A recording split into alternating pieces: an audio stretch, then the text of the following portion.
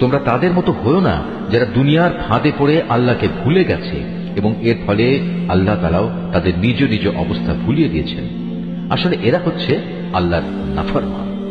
জাহান্নামের অধিবাসী ও জান্নাতের অধিবাসীরা কখনো এক হতে পারে না। জান্নাতবাসীরা অবশ্যই সফল কাম। আমি যদি এ কোরআন কোনো পাহাড়ের উপর নাজিল করতাম, তাহলে তুমি অবশ্যই তাকে দেখতে কিভাবে তা বিনীত হয়ে আল্লাহর ভয়ে বিদীর্ণ হয়ে পড়ে। আমি এসব উদাহরণ মানুষের জন্য এ কারণেই বর্ণনা করছি যেন তারা কোরআনের মর্যাদা সম্পর্কে চিন্তা ভাবনা করতে পারে। তিনি আল্লাহ তাআলা, তিনি ছাড়া কোনো মাবুদ নেই। দেখা অদেখা সব কিছুই তাঁর জানা। তিনি দয়াময়, তিনি করুণাময়। তিনি আল্লাহ তাআলা, তিনি ছাড়া কোনো মাবুদ নেই।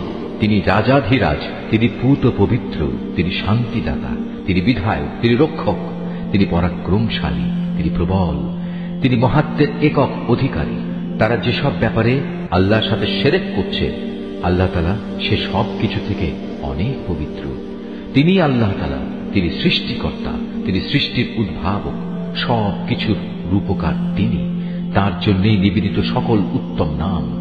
আকাশমণ্ডলী ও পৃথিবীতে যেখানে যা কিছু আছে তার সবকিছু তাঁরই পবিত্রতা ও মহিমা ঘোষণা করছে।